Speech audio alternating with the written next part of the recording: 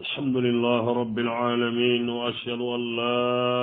إله إلا الله ولي الصالحين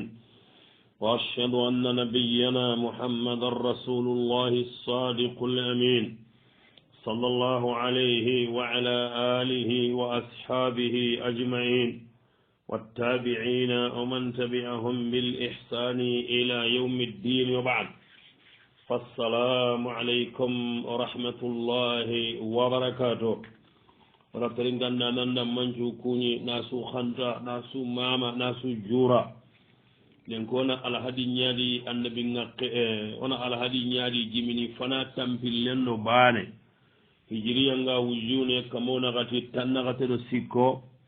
aga gemu desamburun kason tampil lendo tummu oga taako keso no tammi jabinden kamma len ki qaqallu tammu ani tampille fe na Allah nyaaga subhanahu wa ta'ala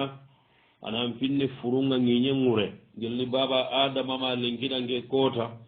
sere suga sabi toron kamma ke nginye ngure ga fadi ya rabbi armine ma na ngan qatam bugu ngan qatanga benu kamma na fotal lanka hu benu ga nemanni arna watun ton caga jamaga nyawatte si hasu ya fate watte jinna ngate kilu ngate sondo ngate Allah kute watte filla kappe watte bidi awatte ya rabbi arna jara na kasran kon caga ndikati korunga na sahara non caga ndikati korunga ikkisinto isse onto iwasanto kayitu gumu arna kayitu mundano arnane wondi wisa mundano arnane wondi karaliano murundano ya rabbi arnane wondi nationalité murundano arnane wonde kompo mundano arnane wonde lem mundano arnane wonde yaho mundano arnane wonde baki mundano arnane wonde ɓenuga école nga hiɗo baki ɗunga madrasa lemunu arna suno wonde lew seri sugata ɗu wawulli toɗa Allah ñaganda arnan paju ke jaranne waye kamma kisiye kammati Allah hormanda barake aɗa wiɗo sahaña kallengal nalaato agana kiƴe yellaga no sireñi killi siren kamma ona kanan gon jiruni o billa garno question nu jabinden ndi ati yoguwani aga franci ko taɓe ga hollenki aɗo jara e ngame watti hani aɗo sukula watte keɗa sukula aɗa jarami aɗa dallami e siri wona sitti ke dammana mancuñaga ke aki yelle allah gana sahañagaɗa o aki keɗo remme keɗo goliñagana mouhammadou sisé sitti kika kuɓenu kittengure mahamadou sisé yi mehede amin ñang kala sinte ani kelemine allah bane kotti aminaka kelemine fo nan kay ñan natu ndaɗami wari sisen compene mbilla garni france kembere juma o juma ogonagiri juman calle o dagana ye sise mbangeya aade ke fagarno ñay o dagana meñuno tawhidi xannana sunna xannana tuwanon xannana dinan xannana anda mugude tuwaxun kannana aɗo tuwaxun kannana aɗo da'wan kannana fonnan kayen oɗa allah ñaga jalla fi ula sahanna ñamaxa de allah yalla ganaki aɓe sahande allah leminaxu ke maxa kutu a toxi korengure a toxi dimbayangure allah sahangam maxati kana suuyi annane wondi kelemineda o yankase buru a gaña watte ay a gaña wofadambe allah watte fi wattengo kulo samanade allah anaguso kulo sama ma watte aniba ma korte aniba ma dabare aniba togo tournu kuyimena kora turu kanke ngalla heeɗa fofo dangue ngallala samana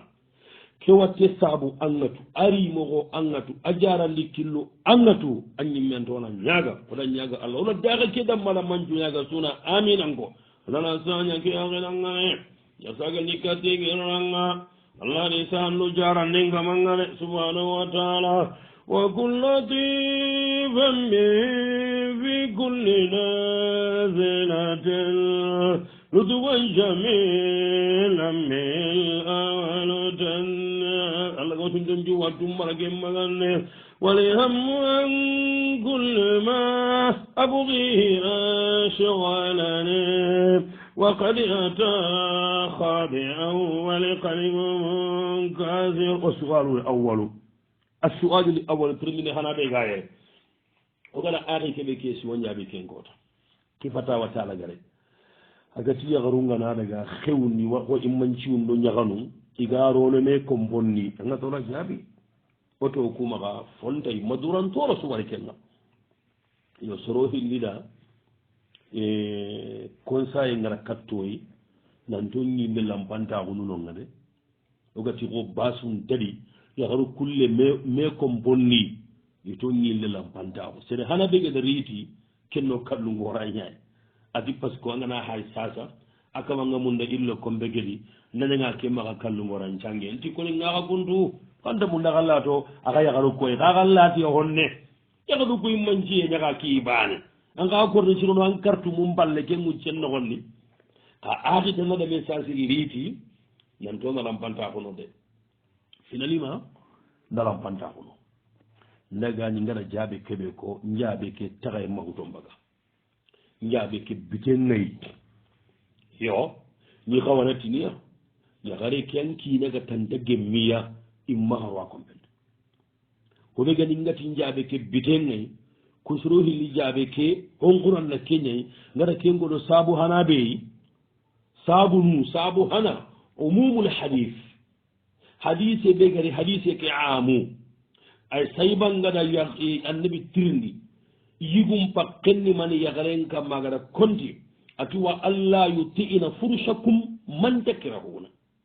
immaga sere sigindi hadingiranunga sereɓe haganta munda kene amu ñayde awakka hini kinen pakke yagaren kamma annan maga sere siginda kombendi biyaganta mundan cigi kombendi har kegana yagarenya man min siyakino omumi anda famba aganadi sereɓe magaribange lew ampa wallade a magari de aa allibange ba sundayi ha sere magaro isaku kombendi har yagaru ñaganañi ande ɓe ñimme jaɓeña hay key kundu nga sankay ngamago wa thaniyan saabu hillandi ɓe ngati ngara keɓe jaabi awa jinni yakaru kuyegonangama mo liga naro sago kombe kodi haydagana sago yakare ke bare ñaayi ho imenu kombe na sago talla num kamma wa thalithan saabu sikkandi ngati njaabe ke cakayen maɓaga yakarugu ngegati ini oli wara ille me compondi anamugude probléme tana ɓe gayi igana kiñeme compo koy yakareyegorowa bagage yego walla yakareyego maxagana daga ahay kinen palle kumunu ana tewondi ko waraganta hana nandimana ko ɓeyda anay ken jembenta kine kadi wararen sabunu xa tandi kathirum minna sede gabi gabi ñanudi igante munde iga sakkano koɓe seren cuga walla wa hamisa sabu karagandi salon ngano irawarono salon ndi walla de munun compe ngano xana wa sereono isagura ke imme xottenga wa sadisa saabu tum mundi ngatindigame kema saha ngira kama nagollon koro kiyega kinciga kaganara kuñoganulu kuyimmanciu kahay kirangano ñayi igo ke hajulla wakkiñene ikkombe ke arantarono kahagata toña kelli de wa saabeya saabu ñerundi yagarenna kinen batu gati wajibi ñaye kinengama ñamari allah kutenga su wajibi ñanan kamma anna batu yenen kunne ka allah kuten ndeye de ati an ñakarunganari ammange ñakanno immanciu immaka kiñemaka sako kombe angatu allah kute ndeere a wajaban anna batu ngeɗigame ke hitta annabi ñimmen ndigame ñaraga wa famina saabu segundi de ngati ndigam banake wa jindi arawa ñana ngana mo kiññimme ken kotanan dawa ko har xibaru ganayi kombe kedi xanimo hundi xibaru ganayi gano yaganta mu kuxa wa tasia saabu kaɓundi keñana fitna mbolla kentekke ngada digam bana keɓe ko kenna fitna ñanguñini igol ñani commande manna igol ñamaxa marena igol ñamaxa igol ñani kagume igol ñani kombogume donc ngara keɓe ko sage gonu ngacci digamiki ngira kamma par ce que fitna lakkente xene keña yaxare wu yaxarankina gati fofon dalingiida a wara maxa dabari fitna mpol lakkenni keña donc nan xawatiniya yaxare ɓe kiina basugandayi yaxaru nallaxa saxo compe an kiinagama basu waray in xurɓerono an kiinagana andalañiɗa ngani su annamullinga nda helegana ɓe konno ñimme ha ñimme karni aja wa sualu fani keju o hillandi ɓe gayene sasam atiɗa ille ña soxo ille tanjikke beñuwara ida ke ñakita a jakkam pakkandi manimi beñuwara na simma gambin ko nati barago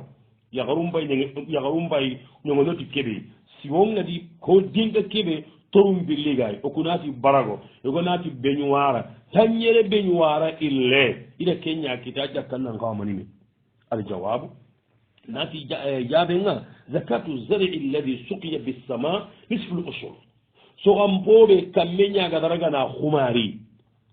angara soxampo suɗaɓari tigaba yilleba makkaba kammenya ga daraga na humari walla waran lakke walla folo koy ga ci ni folo nu ken jakkan ne tammundi ndahande beñu wara hakko tammi beñu wara hakko kabi tammundi ke anna tagandi na gadendi anna taganden kahu anyilli gullenga tagandi ba na jakka kagante mushkilam bay minna sasa anna ke tanji ke beñu wara ala jakkam pakken baga ba bo jakkam pakken ni wasirin kanden karagonya wasirin kanda bane su gemme tandume mude tandume taxura xo karagi ke ñankawa gemme kamo sikki sammude o tanda wasirin kande ke karago exactement haqqe ɓe gani ke ñandona sama haqqe ɓe gani wasirin kanden karago soxan bo sugoma kembaga makkaba tigaba maroba yilleba il faut ala wasirin kanden karago ñabaga wasirin kanden karago ñani kamo sikki mude mude keni kam mude ndaɗa ga saudi doctoro sima saxo habijahullahu waraahu ngara toujours diga men digam a ñitini ina koyingayi me xa mungu hakkati liixi maxa wari ñaaxen koore me xara mouhamadou diango xoyendi wawunde habijahullahu waraahu ngama torompe aga xo a gati ida mugu sere saxandeegoy nanti mente toxo tamatim poti xooreke okunati gasi tamatim poti xooreke gasi xooreke kem pakka ñangemme sammudenga kembire keta serebe gata tigaña sogoba ille ñaganiba makka ñaganiba tamatim poti xooreke kamo sikki fakka kengana an coxan pongana kembagani jakkangay aga mabaga jakkanday nisabi makkite keta an kembagani wacce tanji ke beñuwara an pay gasi ñawotude tamatim poti xooreke lemunu ngiri de inandema xana xence aga na kamo sikki baga su jakkangay a jakkanni mani me a gellagana agana kembaga su kembire keta a jakkanni mani me dañu war no sikki nisfulu usuri tammundi jaxande anda ke ñakinni makun ɗum beya par ce que kamme ñandara no tammundi ñan anna tammundi ñakinni yo tammundi ke muma soxan posu kamme ngadaragana xumari a jakka kabu tammundi ke suwani jakkanga kembe ke dan jennanke kum sasa tanji ke beñuwara no sikki en kawa jakkanga anñi megana keɓergana xumari na roose angana ke jakkambagandini kabu tammundi ke suhede anna tagandi kahuna buru xulle tagandi baneni jakka tahana ken torombeya ngata oxo tammundin taganden ni ko masala jardangalluku anñi menda roose kamu tekke ma xumari wara lakke ma xumari xare ma xumari folo he anni men ragana rose angana ke jakkambagandeni kabu tammundi ke suhe tammundi ke tagalle ka allah kamu te keñagana hohoragana birani walla qaare walla folo tammundi ke ani jakka xana xenceta tanji ke beñuwara xana gasim poti xoore ke taxay agana kamo sikkimbaga su tanji ke beñuwara a jakkan nan xawagime beñuwara hakko sikkiya ange megada makkan coxo xana makka kesu xence xana gasi xoren taxay agana kamo sikkimbaga axana jakkambagandi kabusu tammundi jakka sankelolu tamme aganayi sankelolu kabi tammundi jakka kamo sikki sentanti aganayi ken ɓayige maintenant mborte ke maxa tanji ke cinquantiya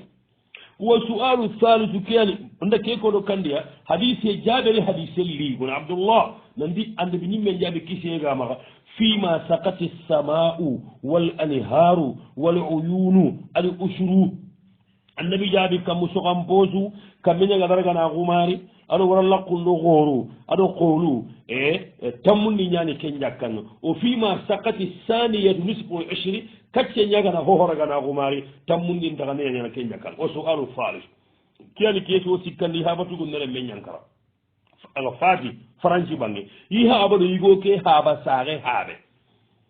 i habatugu ne sax yeñanita a ñigala baga sunu ñaxeera hoɓe ga xo télévision aɗo frigon aɗo montoro xooru aɗo motonu iɗi gaaga iɗi xaasunum kahume a yaqe kena français nda simma maxa gemme mañi a yaqe ke ɗo faaɓe ke yaxare ke kiina faabanu naxa maxa gemme mañi naxa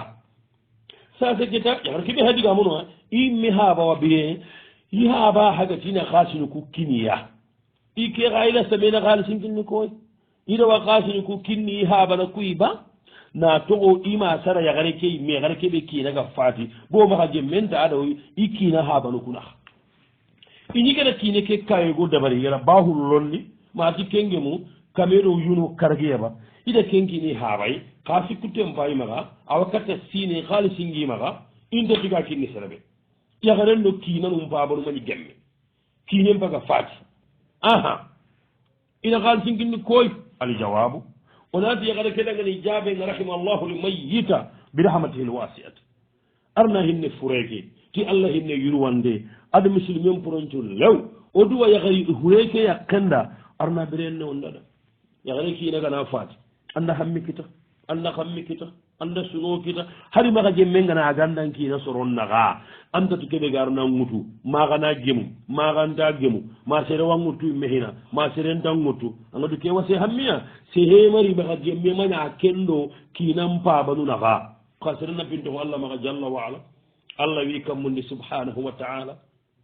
illi allah gana ñakimura allah tantan binnan kiina ke fasiyen balle lemmugana ñigano arni ɓe mo golla gañine on nandani horondi ti allah kallanka gunda horomanda barake awa gel ngahilandi ɓe konno ndatu ke furemanima leññigo wama kaɓa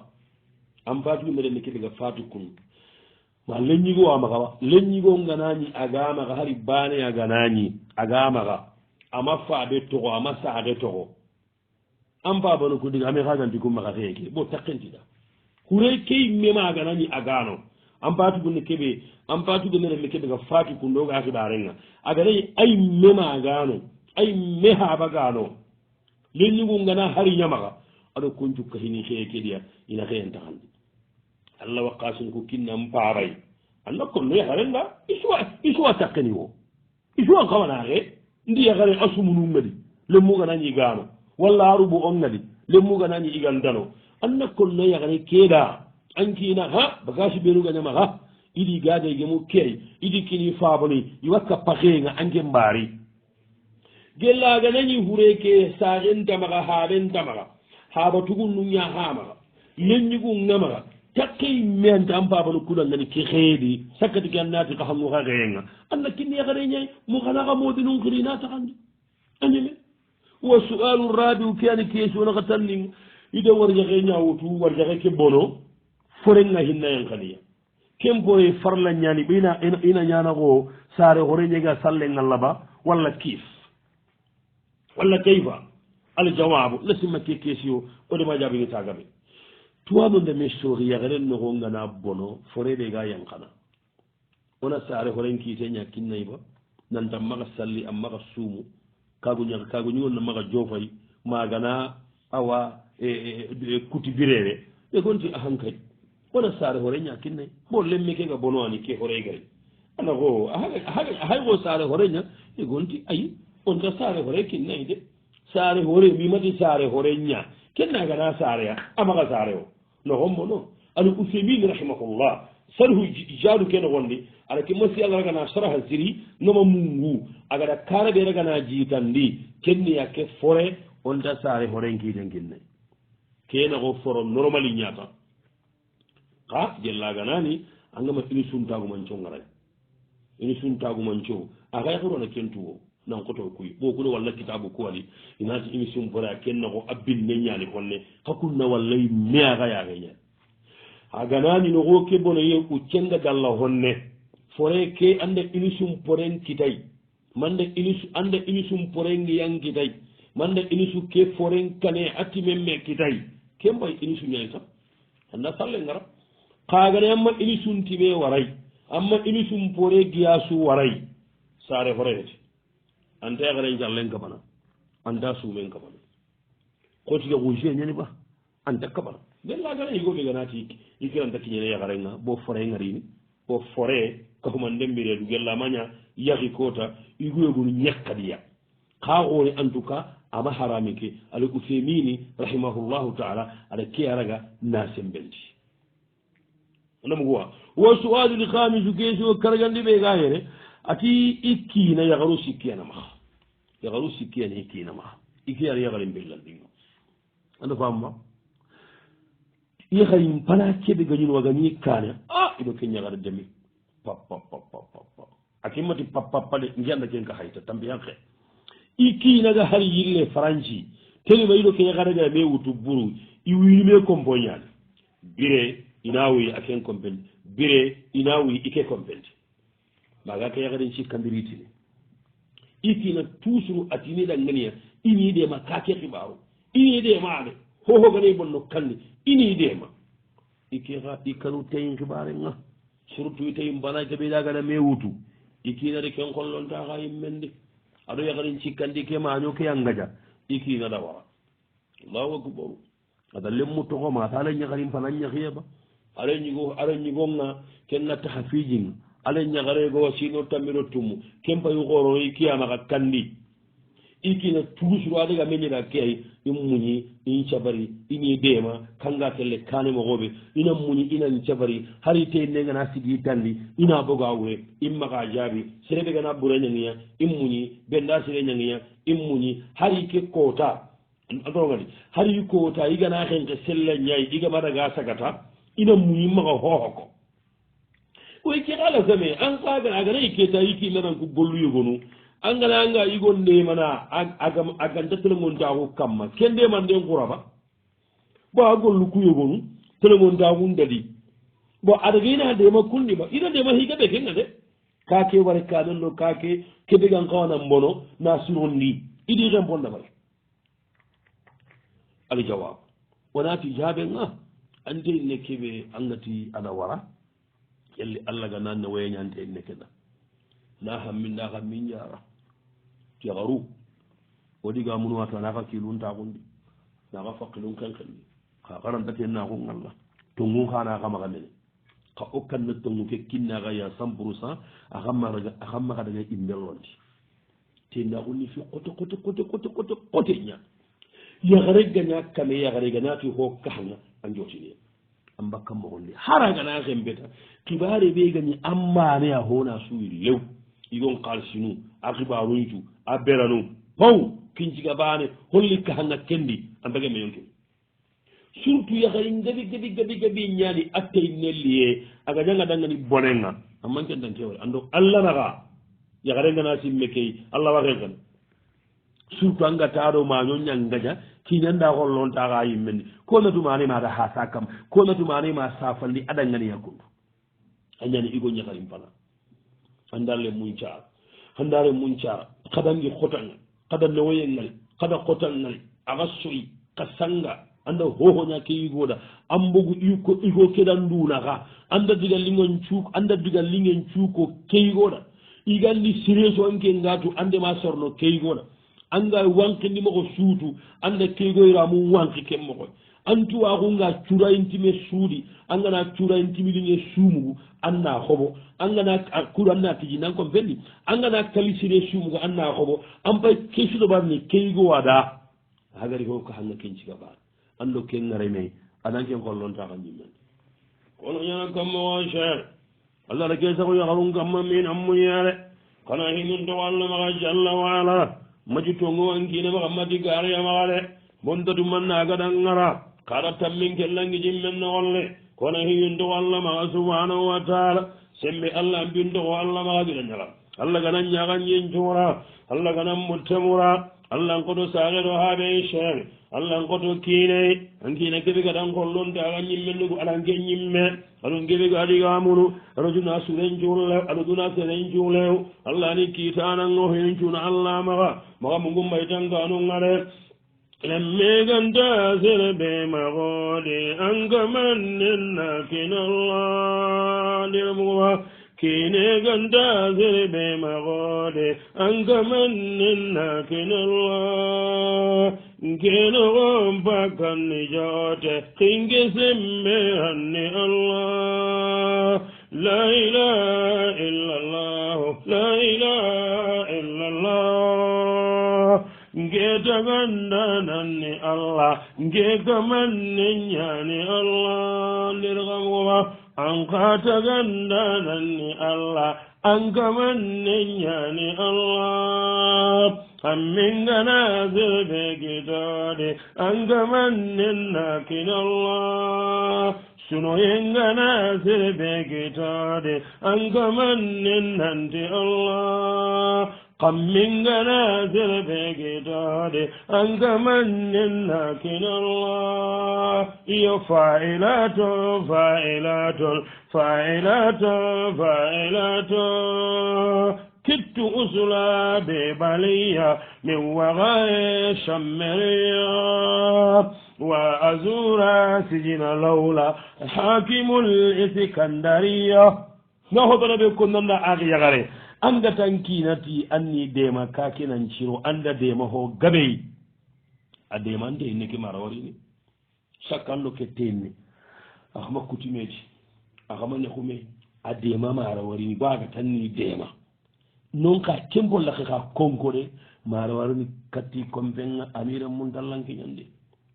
wa tari danga sikandi be ko langa tanki na da kebe mun danga nan tannan muni annan cabari ama gare ko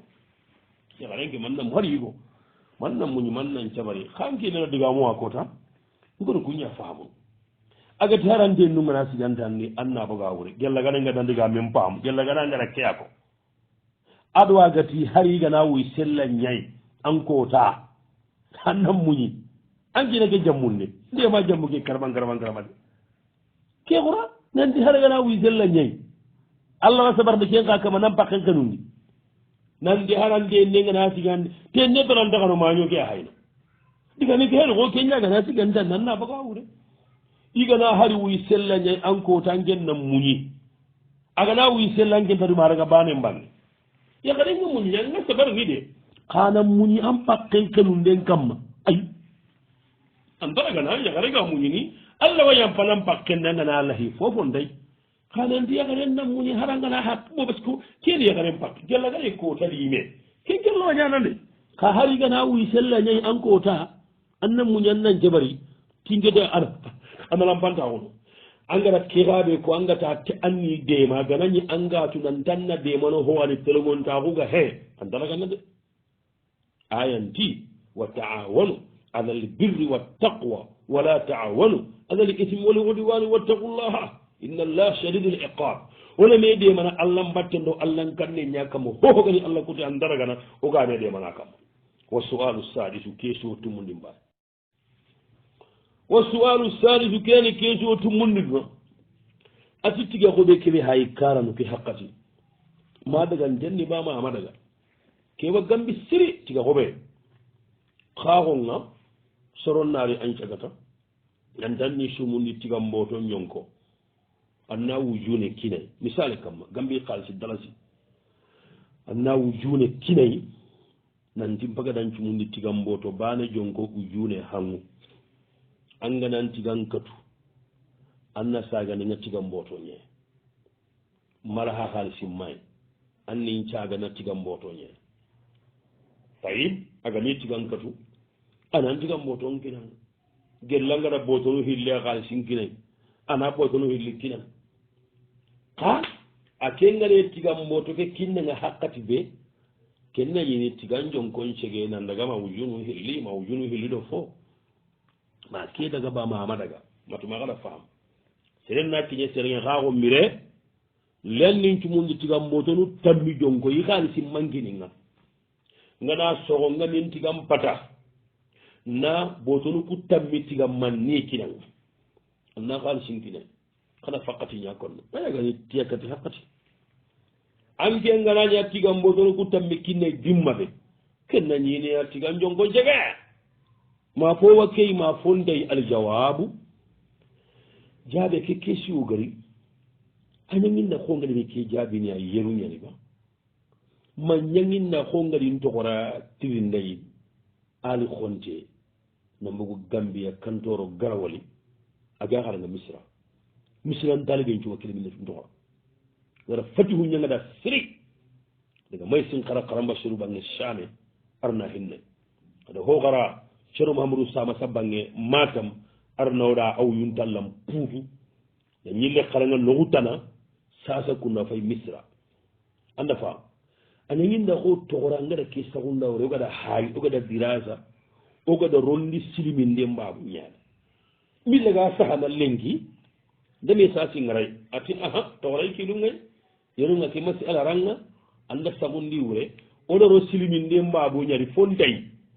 annabi ñimme ngari madina kise gamaxa aɗa ñiga kimoxo dabar nikke na xaalisinkini serey daga yille murinda annabi jaabe gana dabarinta xana xencende ke tuyindi xana xencendi fo ke tu xana saate laay silimin de ñaani na xaalisiña kinnanga lahamin ndema tiga walla na yillenkinanga lahamin ndema xaalisi fofo ndegey aɗagante ñaani maxa simma xo nkega tigamboto ke jonko kinnanga wujune kaxo mbiren na kinanga wujune ange ngana angana tigamboto ke kinninga a jongol nadaga wujune kamo karigama walla wujunu hilli ba sunday kenni saxa moxoñe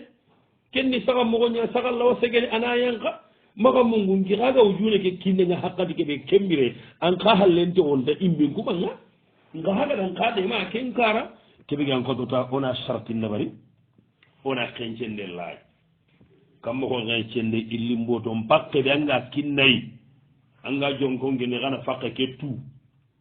tigam faso ɓe aga kinnanga tiyakkati bire an naatu axana delen xaarayi ani yitidi kam pakkati xanda hati xummane halle fontayi xana delen ke layita axa wonanke delenga yo bo yitini katta tigakkati bireya donc tigangol ñangano ke kunu sasa amara ngolenu waxa gen ani mellingo higo ke ga dañi xoaga ndagadagal ngana gurujan gamma anga here ñana sabi harantigam mbotonu andi hittana agol leke amara ngode pakkille me suntay wa sualu sabio matangena question kirtide xa kita xome anga golle ke yo wa sualu sabio ke ani question ñerundinga yaxare ñani inda jaro su ati taxalle ñaxareyani maxa taxalle mu rek agadi tooro ike to axo mañani de imañatu miga luwaye mutigarono kajedi ida gañi ke yaxare ima sere wari angan caguna taxalle man dorona ke baga jime xente anara joxi gumbal laqe i dingiran laqe lemunu ngana buusi ana tilli buusi i dingiran laqe a yanqindi junu ani joxunu katti ke dingirañe kagume keɓe hongani kanga kendigamada nanda maxa ñancabari luwa sille ngabe i bakke kagedi a sabunkitaya a maxa soron tooro a maxa soron fitna ke moxon namme maña ati sasa ke a saga bakka ke ngayimme aɗa jimexento kuɗo agana ñoxo ñanki qollamexente jiinu ani sakka i xuɓe ña kamma jimexente kena yere kattiya nda simo yaxare ke kiinaxa digamu yaxare ke digame kena tongondi ati hari ngatu aɗa video nu mutu a dingine ke video nu iɗi xey katta simbara koyta o simbara koyta groupe ñanama oɗa kona xadanan qaso a xaɗi dura nkurin kitteani ana hay daxa xooregedi ogana bersine bagandi hohoga yang ko daxa xooregedi awa simbara koyta ɗaxandi ati video nu ku iɗi wala simbara koyte video nu ku ku makkiñoni iga makkiño keññalñew bo ken dantomaxa owa sakkan hari video nu ku ogami way idadi wawu ñamunɗoy ke tora aga baki kamma moxoɗo aw aljawab onati jaabi ngona allah ñaga arna torambogan kamma arna ke taxallema torambogan kam xayn ke maxa ke heti xixoteyi ke heti xiga samante buru o aga ye taxallema ɓe a ndaranta bakkame kamma ko awi kaxul len ndi an qawan kaxul len iyo ke innena samaye ñayi de xar ke ñimmea solution nan kaway xa luwayen ka kundu solution hananni kandi kagume ke a maxa wa kornay kagume ke maxa wa kornay de jellagana koray an maxa soron toragana koray kenga ana bagandi kandi amma tati ada lowasille ngaɓe bagandiya kagume kena xollonta xa yimme ken boy solution ñe ken solution gamo hoosiro an ge ñimmero a bakka kakeɗi an narga luwaye mutu katana ba sunu luwaye ñe yonkilaxa hiya sonin gento aya mbasumude kange gelli ken joli su xaragan dañana xa taxalle mureke e xada xiri police gente corneyi si mete idi sene ngenta kusitu xa piro awa ken kentu iyo e kuhinu sikki kene kuhinu sikki angana bane hay ange me saxaɓangan taxalle mbure allah gana ngemunday kun wagide muñion la tana basi rahmatullah taxalle mbure ñamaxal yahudiya ko andanke moxoy aganayankini jinu ndabari ani joxu kata lasana basirika lasana basirda qolle ña taxu ndawure agana fogu teb na talibonkira naadi indaga joxu kota bani la sala basir ko sa toy ele huya ke giri inda ga kuni agaro akkandi time ati rasana kam kajara gan ganyan kenu ati ayi encore ke gana sellandi koto kota jimi khento nyagamo igi yokko kattoyi e kunya fay timmi kullu atandi kamo gati aha mo siri atambay ke tora gelli sino mo ne ali tambila sine irigi ali huliya kafiri nyani ati ashhadu ati ya sana basiri kabila ke na ganya marike ati ahankay ali huliya andi ashhadu an la ilaha illa allah wa ashhadu anna muhammadar rasulullah aslama la sana basiri mudi yen jabuda yo sere be gana nga wuretu tagalle torande manya annabi ti honne ande ko tagalle man naro gen kheri gana maga jopan tagalle mampina siri wu sire maga sire to ngani arapajo le mama ko 80 ngudo arapajo fofo e geto ni mege taw fo yenna fo lemu ko ni geta be sudi kombe portugais kembire ya par papier ka jinti maga sura ke go anta geta keda genge agala treti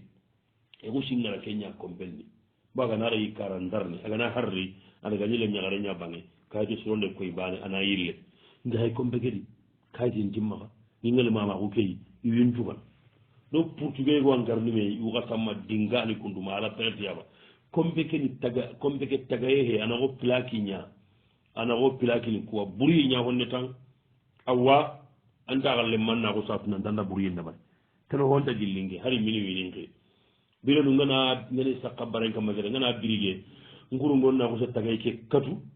igo kenda hede ren kondi agana batima ke lippa hedi do tout à fait tu fous toi arrête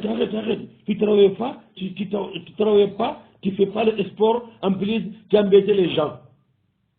kota bani awsa daga ko jaranda nandi eke sere ke biga woni samburu 11 Allahu akbar anna sima nyaga hayno kundo Sambour 11 les ressources c'est le Mouhamadou Camara komowlu nambu komowlu jaw aga bertini ndada qur'ana su hanka ndangen ko bolle meri soba awdu ngolnyanga ganagi ruddu ngolle 10 heures anari ko ngona ka qur'ana bagara ma wan nazi mbalwa mi jigi bo wagenu morisi sogonu tungaranu dura ko tanga benne Allahu akbar igon ko sadaga ko jaranda ja ngesa wonde ngiri nta wonde ngiri kullu hanjal yindini ngitabe mutu jaray gondo jara yagare fo yen jara ide ko laten ko idi se ki ndise moi monsieur jagana itin ka hiti porno mari ngana serenda votre pièce d'identité ya pas de pièce d'identité fu tente wu tonka mbom binay ha dinkede mojo si imamu de idi quoi en papier dije pas le papier moi awa ya renta ti odo 18 heures naga nambo kombe modru warno kombe ke di lew kayti har kayti ngana gi maga ikuma kombe ngilinge yemul lengi naga ko kurbalina kurbali ado Mouhamadou Camara kurbali ke mbaka jawara Sénégal bana ke baka togon kalide Mouhamadou Camara sasa su hamma ka Dakar anda mugude mudeyri nako yida wala ko surakhunda jarambiro tep suraki hatta minne jarangi abou abiro nyaka tep jaranti ve ana mulli mais calmez-vous bon kemre ke dera ki dun nda o imamu nani aga ere tout ça wala me fahamu idinga lintarangilinga ngondine kombe tagale mo ko non naam wa su'alu thaminu kesi wo segundi be gayna tigelle ga tugun ngara sino nyeri iga gulnende i haba tugunne be di haba ga sage habe adi haba gorere nyigo kunyanya kamma gi haba maganci hene itorongani ida digan gadi ko i haba da imungolo kundi badallah hombe gara tambille sine iki lun dogodo baare mi haba tugunne ke ga tini ike tambon ngayi mene marum motoro filli demiro nay tambonga amituka ati kidum to ko kedi ga kanne bare kotti idan kundigam ifaade ke Allah fati aga fata aka baru ni kem babatu gunne ma iga fatawa ke trinkana ni keta o ganya ngana tambunu ko baru konno ikilu nga wara ke kamma fi habada Allah fati wata keta ini habatugu ne kettirinde ba mane mi habara kuntambo no tuga walla mane tuga ba kuɗeri tuga aljawabu jaabenga rahimallahu walidakum birahmatihi lwasiati wa jamia mawta ayna hinne ka faaba ke ngata faati ti allah hinne yurwande aɗa misilimi sakkara jungi ñangure ke ari sori ko ngatini a ñalemine ngaɗana xoor a ñakiri se ngaɗana kara ke fay kugañam mbamaxa jehene kotaɓe igumma simmananti wanke ngadigamu ku fahamunu yimme sakkay na toxo an kiilunga a maari tampirle sini halle an kiilum baga toxoɗa allahu akbar haddathani man asiqu bihi serende koñinna serebe ncaxunte ngaay kuɗo na ndigame ketallan cembendi nan tangana foñan leminen jonde aɗa xoorno a tiila yaxaren pillandi yego a murnu i daga yaxare ke gallake i yaxare ke i kan gallake xoona xiri i taaxu gallake ke ko yaxare ke na xiri dana me wari mati maxa yaxare ke ñino ngaɓa xiidiiren me ñandaga i ren terantera wi kitte noxon i taaxu ida fanen xeyay yaxare ke maxari mita bugu waɓa awa iɗiren men daga ko tawi ko iɗiren men ndi maaga dangini iɗiren mekkeɗo yakke nga dangini kendi ngira lemmen kota du toxo nantaxo ma ken kotan ɗon mbaba ori taxuyere aditu mouhammadou rasulullah ke ganna yaxere ngalle a koota ara ken ka kon no nandi xo awaxo iɗi haaba taxuyere ngulne yaxere gori yere ngulne amma golle moxo ngari njuraqe ke maymuna ɗo keɓe ga kasitike ati ali hasana fali hasana de maroku urwake harna hinnay angana surake mara en kote i kundo kunda bana de nañi hokkonɗo tunga ñigonɗo président unda ayi natu keta ati serego ami maroku hasana de gana ɓogo telenga hakkati su ana ko sa ka hakkiyaganta munda kota bane adiren menga terne killendi arenterantera igusa hasana de rahimahullah igusa foto ngari igada beeri tagayenga angano tungañigu ku iwa ingaba kenna barni leminen kusati ha ɓenda surankanenga baba he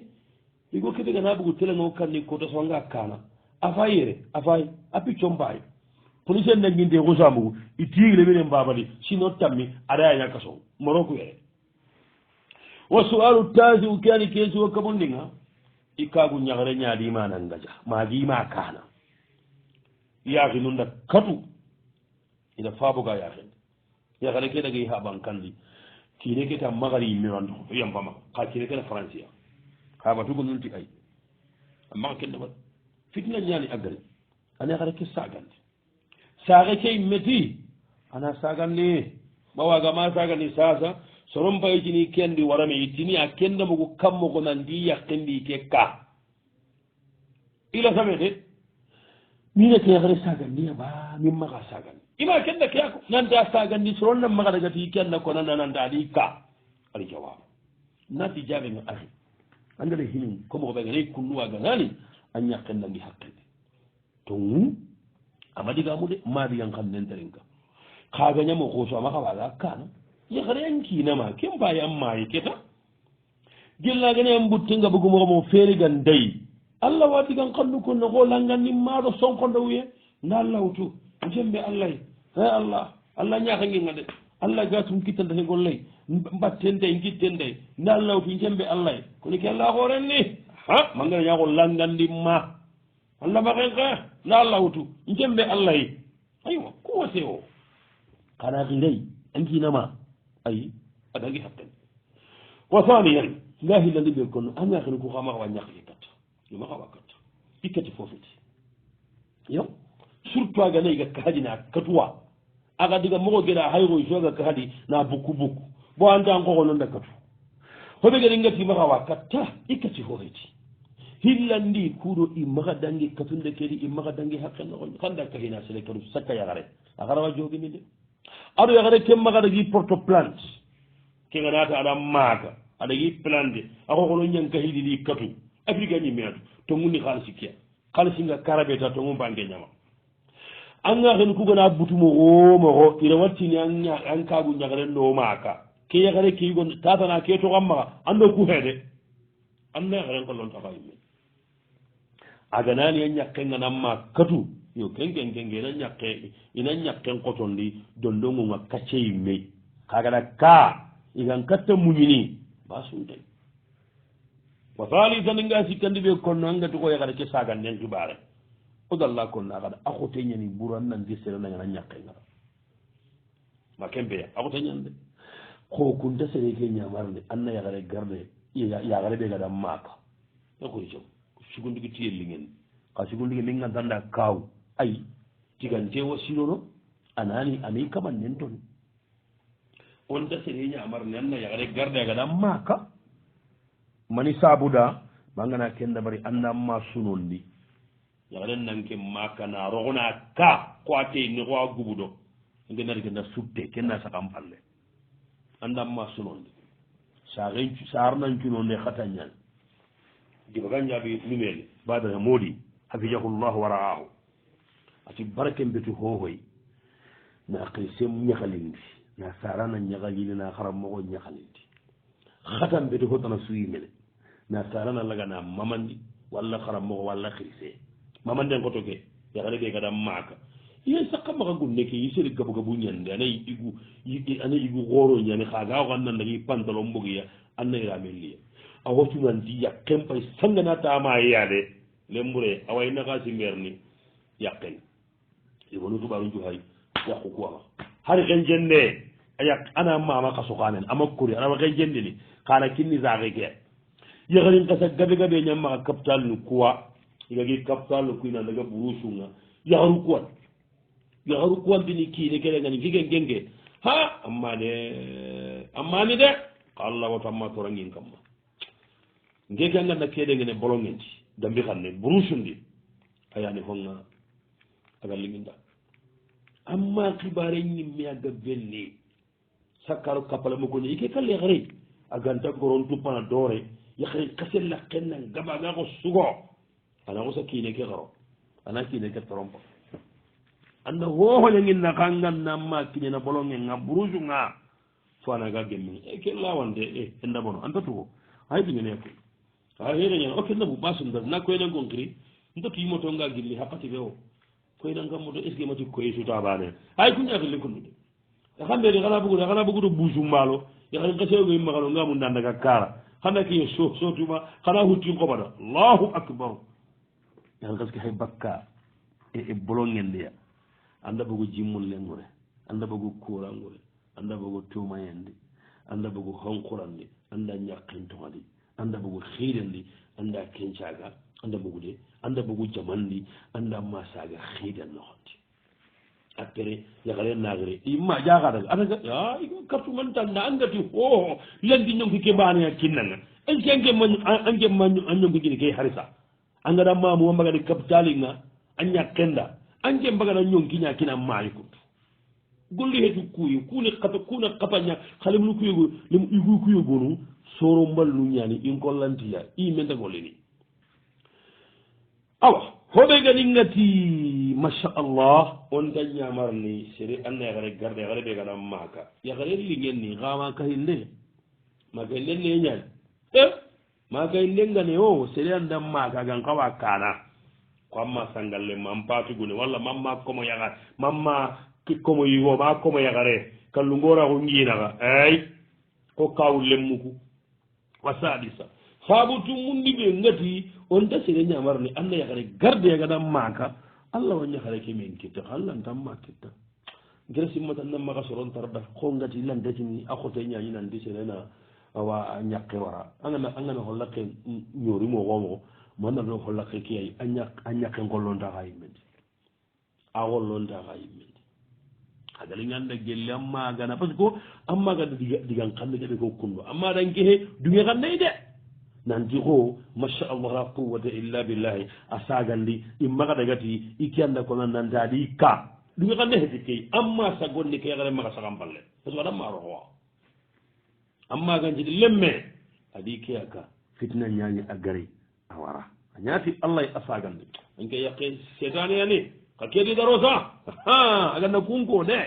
xala ngedi gandambe a xollontaxa yimmenti nammaxo xollaqello a ngana xollaqe ngoori allah ntarogoti karatanayi manarlo xollaqe keey gara xanamma buttengana yanka bireɓe amma bu tengana en kaga na dunge anna illa saga ni kenni andam ma hamban qoram palatin dabar andam ma yagali ni kendi makka Allah ga nati takkan nga kama aga yahunga assalamu alaikum wa su'alu i'adul kesu wa tammunni ikere mugunandi angatu hadam mane me sumbu karo hilyanan sarankara habankara ida mugunandi sarankara hinne nano nyai nan koto habankara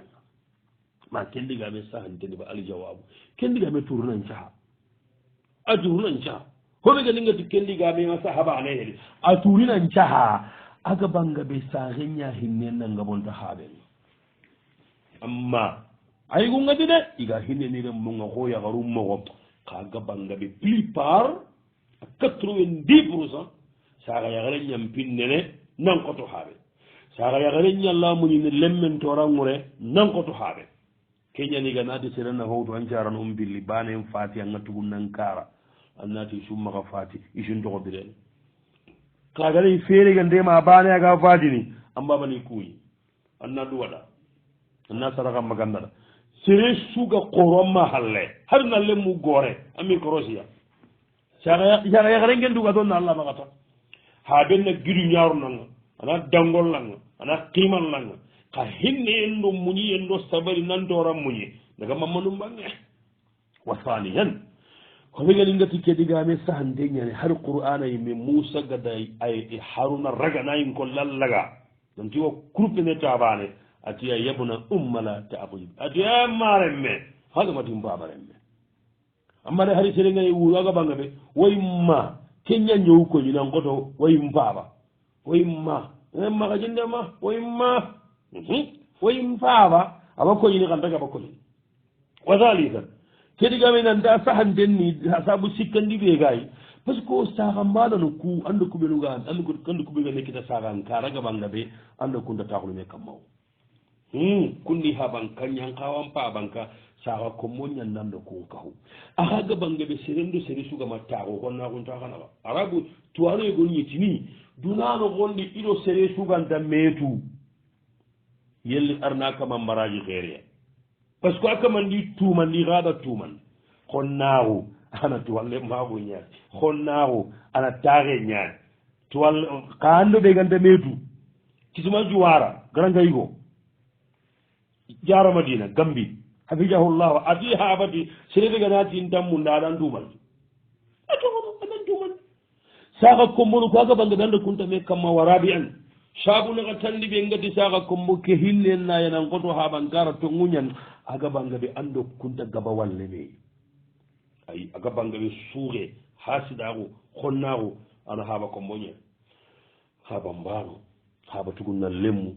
xaname xonno xana place num puñono meyi xa saxankara kenge masha allah nke a mari nke ɗin caxa kombonu ngana meñi dingiray ngina ñaxaliyen campagne haɓankara xa sebo alhamdulillah ya aucun souci entre moi et mes frères mais saxankara kengeñana na ñanga mukkuta sukkurundo yaage ando saxa kombon coro ngana meñi noxo su a toxa maxa finu fili bane man nañi iyogonu mi hammaxa ko kallu ngorowa walla yo yegonu xanu yenno yaagu mbaane ayandina ono ko dole baxa so surnime kamma numeri biyaji hendanu jidda muɗunu anta hara simmananti o gidanuni anna simmano o kallu ngoro ñani meyi anna simmano ko kama ñigundo komo yigu ñahay sangana negal lemmundo bayi lemmu ñahay ɓe sangana ndi konkon kam bon konti hasake yagadimi simme ina ka ɗum nankawiya c'est trop tard ka kuttu ko ngaɓenni kuñime kamma sinemane haaju tum garno jiddam ndesane gueɗano hay kuyna cher nokkuni kabila ɓaneya mamadou sila ɓunanu kongo namuɗo hisiru aɗama cinnenu machallah la quwata illa billahi yusufu kabanu lamino ajjami jahlanu angañino kuñime kamma anna simmana ko ndo nkallunowa hayime kamma daroye kanuye yaagu respecté sulemani kabanu angleterre yo ammari allah din ka tuga a xaalin ka kambon konti bo a xaalin kaña kallu ngoraña ngaba kawa ku banuyde a xaalin kaña kallu ngoraña jamudo duro tam saxa ko mo ngelli har ken kota sulemani kaba ay sulemani tunkara o gara meñow kara balinde in cankay duwa o daga leyani garangaygo moussa douragatinati angida ndigi mi sulemani ani key awon dingira ta zamma hara gana hari sire be gana baranga na wari anga turu nanti khasunu ngama to munya ni kunja ari khalisi nyadi na mbiri khalisi na ngoro khalisi kaza samma hari be gana baranga na wari bane hara gama diga anga nanti kochunge kam makata ko nayi meda yeke da lawanda ko hande gida makata ko nayi meda mbagara ko siti hore ngam wa sallallahu ala nabiyyina muhammad wa ala alihi wa sahbihi wa sallam wassalamu alaykum wa rahmatullahi wa barakatuh ya'tikum al